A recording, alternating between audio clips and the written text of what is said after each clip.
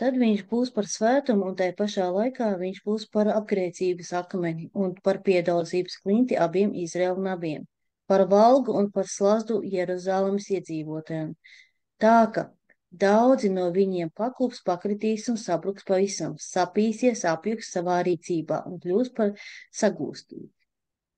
Es gribu, lai jūs to pasvītrotu šeit, jo šeit mums ir darīšana ar diviem namiem.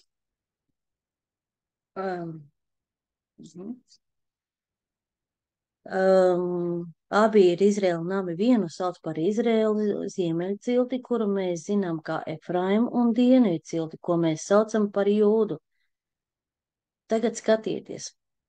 Viņš saka, ka tas ir apvainojuma akmens abiem. Viņš būs apvainojuma klints gan Izraēla namam, gan ziemeļciltī, gan dienvidu ciltī.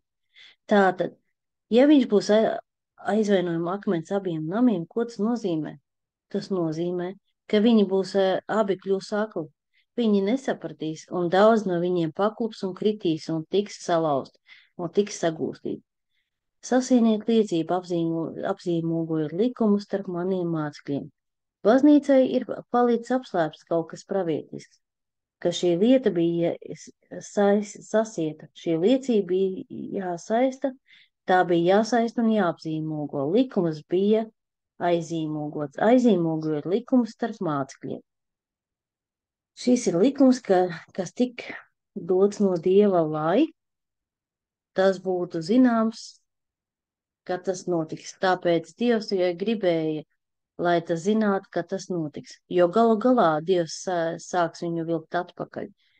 Kā mēs redzam, notiekam šajā beigu laikā, kurā mēs dzīvojam šodien, un tieši tas notiek šodien. Dievs viņus velk atpakaļ, bet tas, uz ko viņi cerēja, ir tas, ka būs daži, kas pieņems Jēzu kā svētnīcu un nāks pie viņa un varēs saņemt un saprast šo likumu, ko viņš bija radījis, ko viņš bija devis vai ko viņš bija saņēmis. Ir teikts, es gaidīšu uz to kungu, kas slēp savu vaigu no Jēkaba nama, un es viņu meklēšu. Vai tu saproti, kas notiek? Viņš saka, es viņu meklēšu, lūk, es un bērni, ko tas kungs man ir devis, esam par zīmēm un brīnumiem Izrēlā no tā kunga dieva, kas mājo Ciānas kalnā. Tāpēc, ka šajā 8. nodaļā mums ir jāsaprot, ka ir divi nami, ar kuriem Dievs tiks galā. Ne tikai tajā laikā, bet arī beigu laikā, kurā mēs atrodamies tagad. Mēs pārīsim uz 1. nodaļu, 1. mūzu 48. nodaļu un redzēsim, vai mēs nevaram kaut ko darīt. Mēs sāksim ar 15. pāntu. Tad pie viņa atnāca Jēkabs, Izraēlas un viņa dēls Jāzeps. Un viņš sveitīja Jāzepu un sacīja, Dievs, kura priekšā staigāja mani tēvi, Ābrahams un Īzaks Dievs, kas mani baroja visu manu mūžu, līdz pat šai dienai. Eņģels, kas mani atpestīja no visa ļauna, sveitīja zēns un lai tiek nosaukts mans vārds un manu tēvu Ābraham un Īzaku vārds, lai tie aug par daudzām tautām zemes virsū. Tas ir tas, ko viņš jautāja. Kad Jāzeps redzēja, ka viņa tēvs uzlika savu labo roku uz Efraimu, kur bija jaunākais galvas, tas viņam nepatika, un viņš pacēla savu tēva roku, lai noņemtu to no Efraima galvas un liktu uz Manases galvu.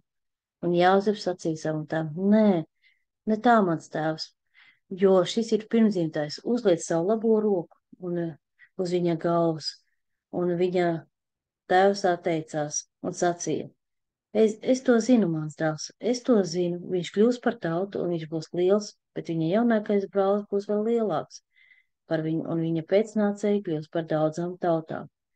Nepieciešams pasvītrot, ka viņa sēkla kļūs par daudzām tautām. Daudzās tautas tas patiesībā ir švaks tulkojums. Oriģināls tā tiek lietot frāze melo hagojim. Vārds melo nozīmē pilnību, vārds gojim nozīmē pagānu. Korekts tulkojums Efraima pēcnācēji kļūs par pagānu pilnību. Tā ir dziļa doma, vai ne? Vai esam gatavi kaut kādam šādam? Domāju, ka jā. Būs labi. Šis ir viens no tiem vēstījumiem, kas iespējami pēc 2 vai 3 gadiem iegrims mūsos visos āmen. Tātad Efraims gatavojas kļūt par pagānu pilnību, nedaudz uzgaidi. Kā jau teicu, vēlāk mēs atgriezīsimies un patiešām iedziļināsimies šajā visā. Lai jūs varētu to uztvert, uzzināsim, ka Efraim jaunāko, kas galu galā bija no 10 ciltīm, kuras mēs saucam par pazudušajām ciltīm. Pats patriārhs Jēkabs patiesībā sauc par pagānu pilnību. Apskatīsim Ecehēla 37. nodaļu.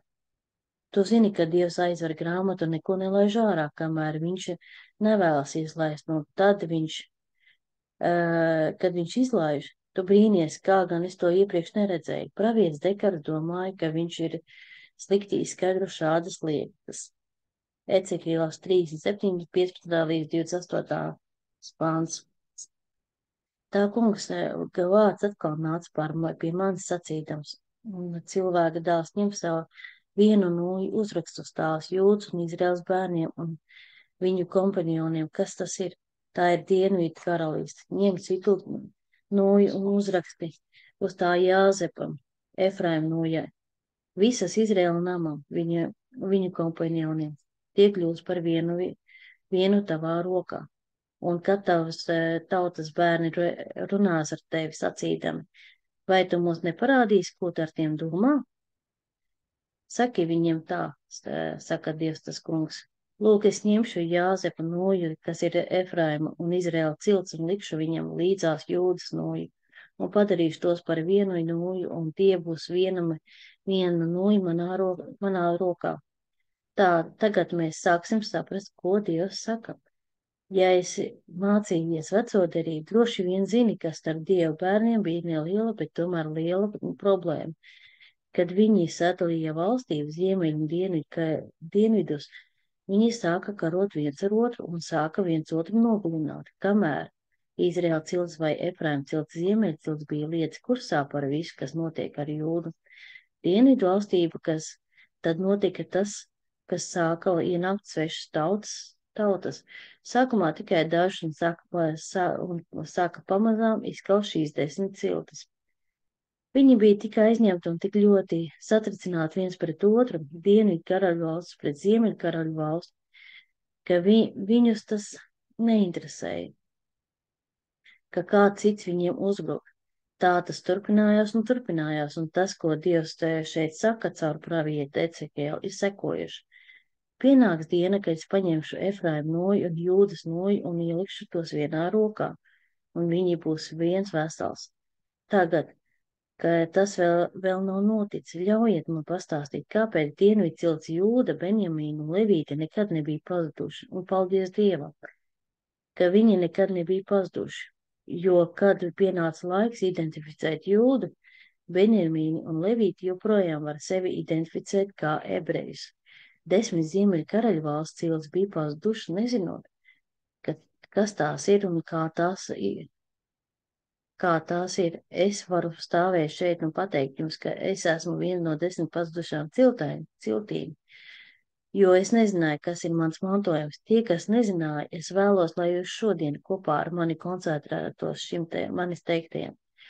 Tas ir tas, ko pravietis sāk teikt. Kad Dievs saka no viņa vai caur viņu, ka pienāks laiks, kad tas beigsies. 20 pantā teikts, un nūjas, ar kurām tu uzrakstīji, raksti būs tavā rokā, viņa acu priekšā un saki tiem, tā saka Dievs tas kungs. Lūk, es paņemšu Izraēla bērns no pagānvītes, vai tu esi gatavs? Kur viņi būs aizgājuši, sapulcinās viņus no visām pusēm un ievedīšu viņu pašu zemē, un es viņus padarīšu par vienu tautu zemē un Izraēla kalniem, un viens ķēniņš būs ķēniņš tiem visiem, un tās vairs nebūs divas tautas, un tās vairs vispār netiks sadalīts divās valstībās. Citiem vārdiem sakot, tas būs iespējams. Vai mēs esam daļa no ziemeļu valstības, vai es uztraucos par atdalīšanos no viņiem, nemaz vai ne?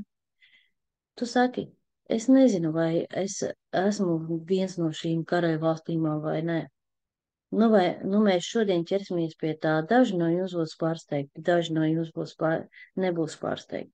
Pēc fakts, kas mums ir jāsaprot, ir tas, ka viņi nāk no pagānu vidus. Kad viņš viņiem saka, 21. pantā, tā saka Dievs tas kungs. Lūk, es paņemšu Izraēla bērns no pagānu vidus, no kurienes viņi nāk, no pagānu vidus. Vai tas nozīmē, ka viņi kalpos jūdismu dievu? Nē, viņi būs starp pagāniem un rīkosies kā pagāni. Viņi vairs neapgānīs sevi ne ar saviem elkiem, ne ar savām riebīgajām lietām, ne ar kādiem saviem pārkāpumiem, bet es viņus izglābšu no visām viņu mājām, kurās viņi grēkojuši un šķīstījuši tos. Viņi būs mana tauta, un es būšu viņa dievs, un Dāvids, mans kalps, būs ķēniņš par tiem. Un viņiem visiem būs viens kāds Jēzus. Jēzus būs viens kāds.